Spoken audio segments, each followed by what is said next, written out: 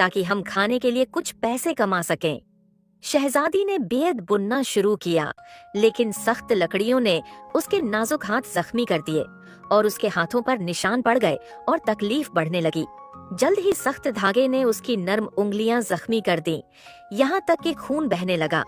फकीर ने उसे गुस्से से कहा, देखो, तुम किसी भी काम के लायक नहीं हो।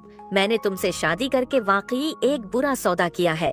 फकीर ने कहा, अब मैं मिट्टी के बर्तनों और ज़रूफ का कारोबार करने की कोशिश करूंगा।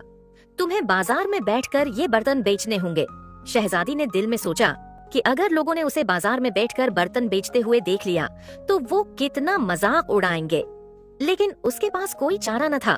अगर वो ऐसा न करती तो अब उन्होंने भूख से मर जाना था। वो बर्तन बेचने में कामयाब रही क्योंकि लोग खुश थे कि इतनी खूबसूरत औरत के हाथ से कुछ खरीद रहे हैं।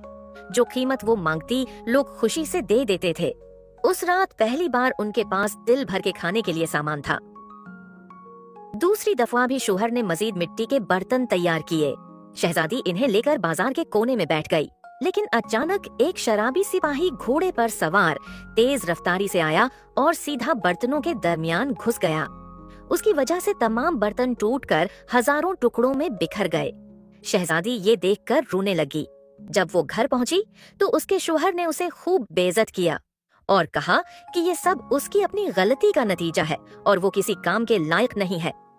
फकीर ने शहजादी को एक करीबी महल में बावर्चन की हैसियत से काम पर लगा दिया, जहां वो लजीज खाने तैयार किया करती थी। एक दिन महल में एक शाही शादी का एहतिमाम हुआ। तमाम शाही मेहमान वहां मौजूद थे और महल लजीज खानों की खुशबू से महक रहा था। नौकर बचे हुए खाने शहजादी के लिए ला कर देते ताकि वो उन्हें अपने जार में भर कर घर ले जा सके। शहजादी महल के दरवाजे के करीब छुपी हुई खड़ी थी और इस शाही तकरीब की रौनकें देख रही थी। ये सब कुछ देखकर उसकी पुरानी जिंदगी की यादें ताज़ा हो गईं। वो दिल ही दिल में अपनी किस्मत पर अफसोस कर रही थी कि अचानक एक खूबसूरत शहजादा उसके करीब आया और उसे अपने साथ रक्स करने की पेशकश की। शहजादी डरी हुई थी और सोच रही थी कि कहीं उसका शौहर ये सब न देख ले। लेकिन शहजादे ने उसे ये हैरत अंगेज राज बताया कि वो फकीर दरअसल कोई और नहीं बल्कि शहजादा खुद है। वही बादशाह थ्रशबियर्ड था। उसने शहजादी का गुरूर तोड़ने के लिए ये सब कुछ किया। शहजादी ये सुनकर जार ओ कतार रोने लगी और कहने लगी, मैं आपसे शादी के काबिल नहीं हूँ। मेरे गुरूर ने मुझे बहुत शर्मिंदा किया है।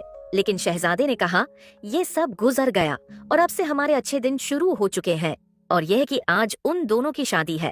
शहजादे के हुक्म पर शहजादी को शादी के लिए खूबसूरती से तैयार किया गया। शहजादी का वालिद भी वहां आया और शादी की मुबारकबाद दी। उसे पहले से सब मालूम था। शादी के दिन शहजादी बेहद खुश थी और इस तरह शहजादी और बादशाह थ्रशबियर्ड ने एक नई और खुशहाल जिंदगी का आगाज किया।